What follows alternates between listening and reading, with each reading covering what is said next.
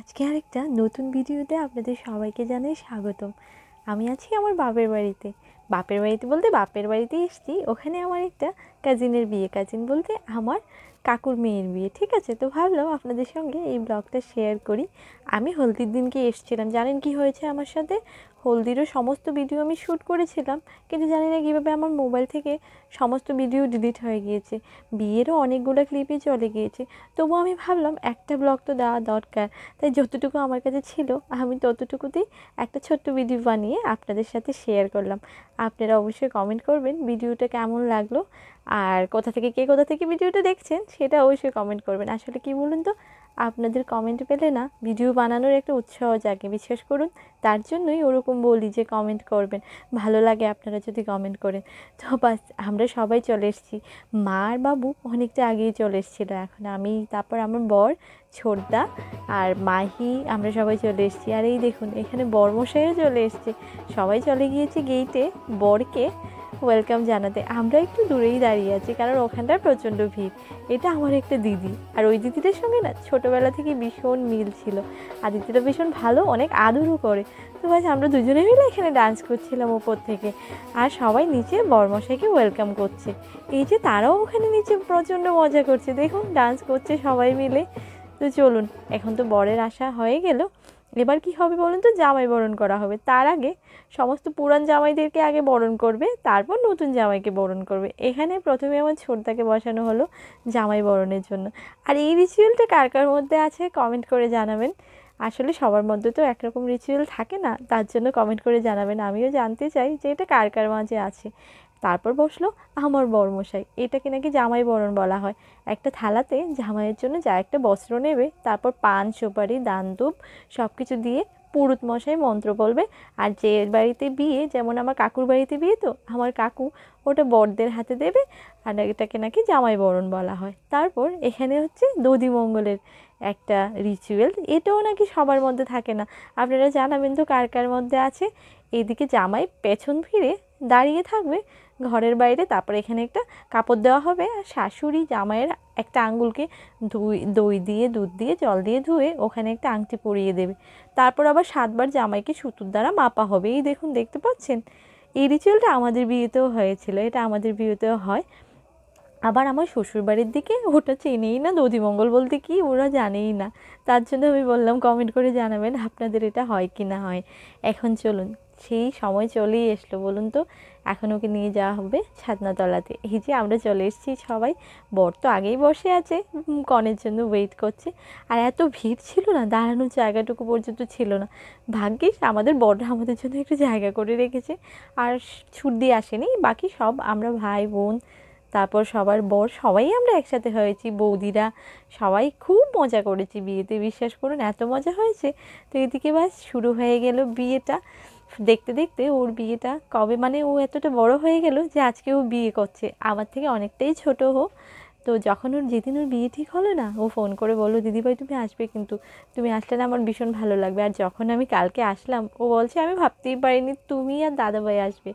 কিন্তু সত্যি বলতে কি বলুন তো, এটা হচ্ছে কি বলুন, একটা গেট টুগেদারের মতো। বিয়েতে আমরা সবাই একসাথে হই, না হলে কি কাজের, সবাই কাজের জন্য কেউই এরকমভাবে একসাথে হতে পারি না। এটা একটা হচ্ছে এক্সকিউজ যে হ্যাঁ একটা বিয়ে আছে, আমরা সবাই যাব। তো বাস, আমরা এখানে কুঞ্জের পাশে দাঁড়িয়ে ডান্স করছিলাম। এটা হচ্ছে ওই দিদিটার বর, যে দিদিটার সঙ্গে আমি গেইটে গিয়েছিলাম না, ওই দিদিটার বর। এই দাদাভাইও ভীষণ ভালো, ভীষণ মিশুকে, খুবই ভালো। তো এখন দেখতে দেখতে বিয়েটা তো কমপ্লিট হয়ে গেল। এবার হচ্ছে ওরা কি বলছিল যে চলো এবার ওদিকে গিয়ে ডান্স করিস, তবে সপ্তপদী এখনও কমপ্লিট হয়নি। তো আমরা এখানে, এতটা ভিড় ছিল আর ভীষণ গরমও লাগছিল, তার জন্য এখানে দাঁড়াতে আর ভালো লাগছিল। আর বিয়েটা না একদম সন্ধ্যা লগ্নে ছিল, তো 8টা থেকে লগ্ন ছিল, তো বুঝতেই পারছেন ভিড়টা কেমন হবে।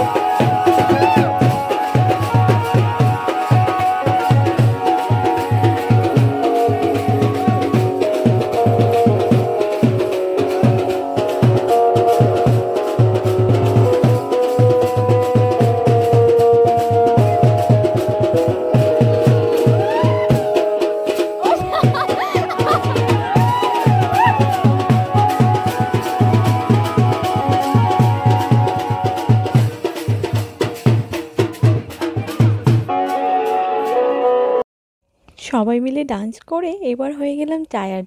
এবার সবাই চলে এসেছি ডিনার করতে। আসলে এখন প্রায় 12টা বাজে। তো ভাবলাম এখন যদি খাওয়াটা কমপ্লিট না করি আর কখন খাবো বলুন তো, খিদেও পেয়ে গিয়েছে। তো আগে খাওয়া দাওয়াটা সেরে এই ব্লগটা না আমি কালকে সকাল অবধি কন্টিনিউ করব। তো এখন আমরা খাওয়া দাওয়া করে আবার এখানে একটু দেখুন সবাই ফটোশ্যুট করছিলাম, এই আর কি মজা করা আর কি। তারপর এখান থেকে সোজা চলে এসেছি ছাদনাতলার কাছে, এখানে ওকে দানের জন্য বসানো হয়েছে আর কি। আর আমার বোনটার নাম হচ্ছে টিঙ্কু, ওর বিয়েটা হচ্ছে কৈলাসহরে। যারা ত্রিপুরা তারা অবশ্যই চিনবেন কৈলাসহর জায়গাটা। আমরা সবাই ফ্যামিলি মেম্বার্সরা বসে বসে গল্প করছি বিয়ের পর, খাওয়ার পর। এদিকে হচ্ছে রোহান, এদিকে হচ্ছে তনয়, আমরা আমাদেরকেও দেখিয়ে দিচ্ছি।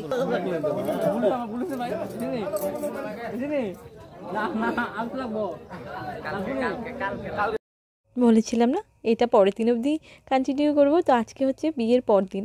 Good morning. আর এখানে না আমরা সবাই আমাদের মামার বাড়ির বড়ই গাছ থেকে বড়ই পাচ্ছি। কি মিষ্টি বড়ই, বিশ্বাস করুন, এই যে কি পাকনা।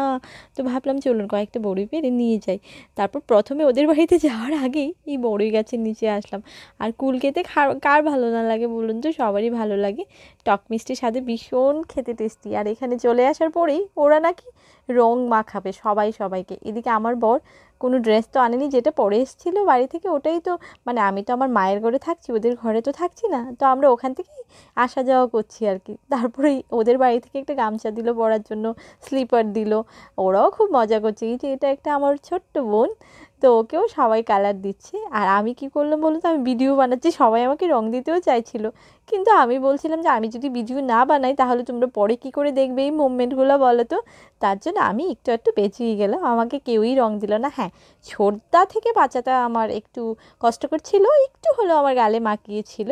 আর এই হচ্ছে আমার বৌদিটা, যেটা এটা আমার পিসির ছেলের বউ আর কি। ভীষণ কিউট, ভীষণ মিষ্টি বৌদি। তো বাস ওকেও রং মাখানো হলো। এখন হচ্ছে এটা আরেকটা ছোটো ভাইয়ের বউ, ও ভীষণ ভালো। তো ওরা সবাইকে কালার দিচ্ছে। আর এখন এখানে চলছে ফটোশ্যুট, তারপর ডান্সটা আপনারা জাস্ট মিস করবেন না, কিন্তু ভিডিওর লাস্ট অবধি দেখবেন ওরা কী পরিমাণে ডান্স করেছে। আর হ্যাঁ, ভিডিওটা কেমন লেগেছে অবশ্যই জানাবেন। এই দেখুন আমার বর আর ছোটদার কাণ্ড। এখানে সমস্ত মানে যারা আছে সবাই ভাই, নয়তো বা বোনের হাজব্যান্ড, তারাই বাচ্চা, মানে আমরা নিজেরা এদিকে ডান্স চলছে, বৌদি বোন তারা সবাই মিলে।